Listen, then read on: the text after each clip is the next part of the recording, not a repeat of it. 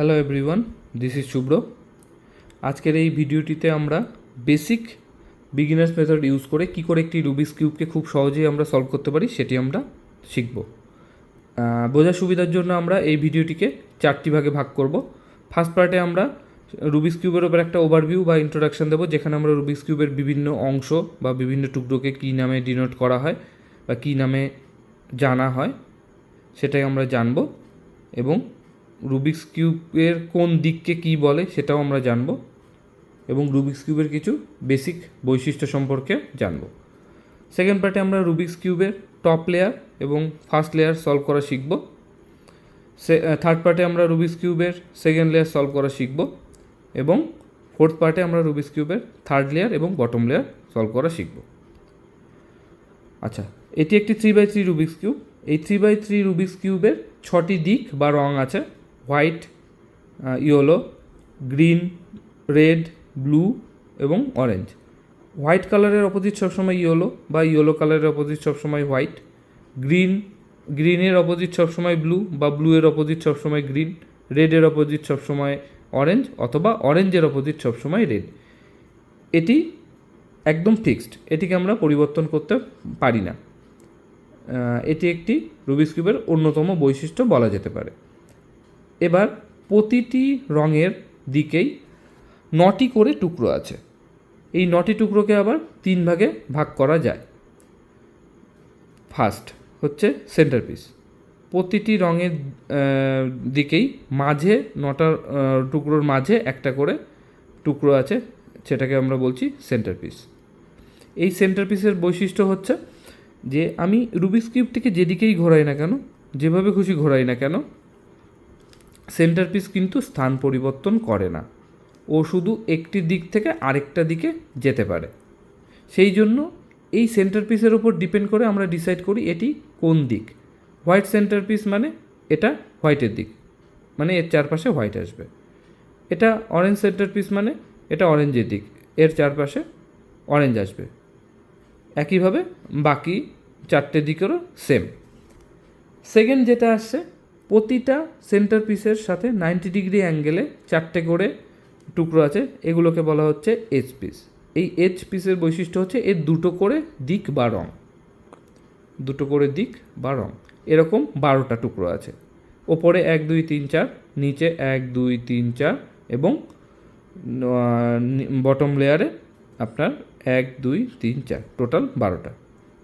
সেমভাবে কর্নারে যে টুকরোগুলো আছে সেগুলোকে আমরা বলছি কর্নার পিস, এবং এর বৈশিষ্ট্য হচ্ছে এর 3টে দিক, 3টে করে দিক বা 3টে করে রং। এরকম আপনার 8টা টুকরো আছে, ওপরে 4টে নিচে 4টে। এবার এই টুকরোগুলোর মধ্যে আরেকটা যেটা ব্যাপার হচ্ছে, আমরা কিন্তু সেন্টার পিস আমরা প্রথমেই বলেছি এ কিন্তু স্থান পরিবর্তন করে না, সুতরাং এর স্থানে অন্য কোনো সেন্টার পিসও আনতে পারবো না, বা কোনো এস পিস বা কর্নার পিসকে তো আনা যাবেই না। সেমভাবে এস পিসকে আমরা এক দিক থেকে অন্য রঙের দিকে নিয়ে যেতে পারি। যেমন এখন হোয়াইটের চারদিকে 4টে হোয়াইট এস পিস আছে, এবার এটিকে আমি কিন্তু গ্রিনের দিকে বা যে কোনো দিকে খুশি নিয়ে যেতে পারি।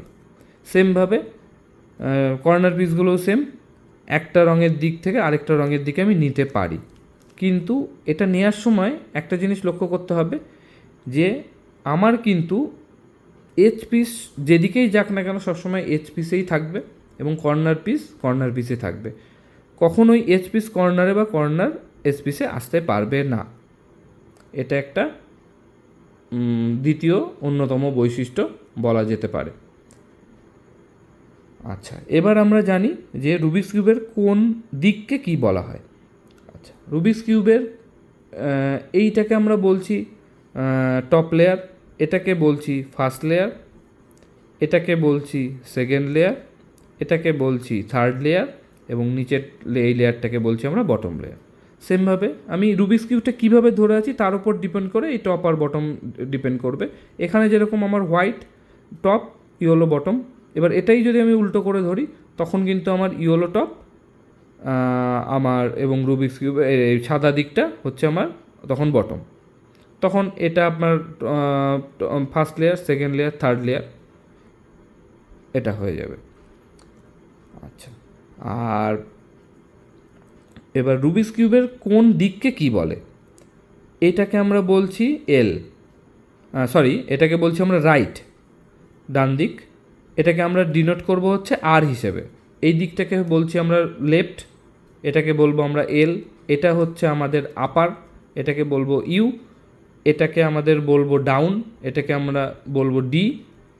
এটা আমাদের মিডিল লেয়ার, এটাকে আমরা বলবো এম।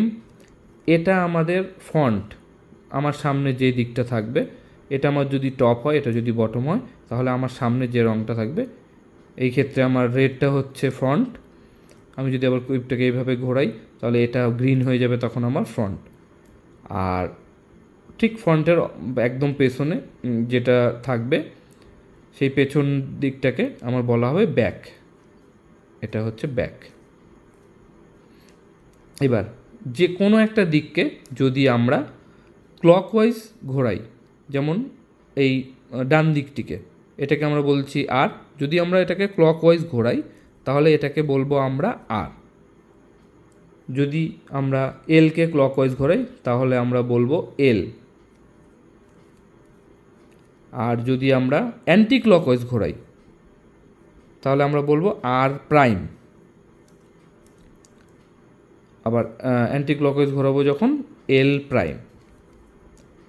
এবার একটা জিনিস এখানে আমাকে লক্ষ্য করতে হবে, আমি রাইট লেয়ারটিকে যখন ওপরের দিকে ঘোরাচ্ছি, তখন আমরা কিন্তু বলছি এটা আর। আর যখন আমরা নিচের দিকে ঘোরাচ্ছি, এটাকে কিন্তু আমরা বলছি আর প্রাইম। কিন্তু এলের ক্ষেত্রে সেটা অপোজিট। আমরা যখন এলকে ওপরে ঘোরাচ্ছি, আমরা কিন্তু তখন বলছি এল প্রাইম। আর যখন নিচের দিকে ঘোরাচ্ছি, সেটাকে আমরা বলছি এল। কেন? আমি যদি লেফটের রেসপেক্টে ভাবি, আমি এইভাবে ধরি, তাহলে ঘড়ি কোন দিকে ঘোরে? এই দিকে।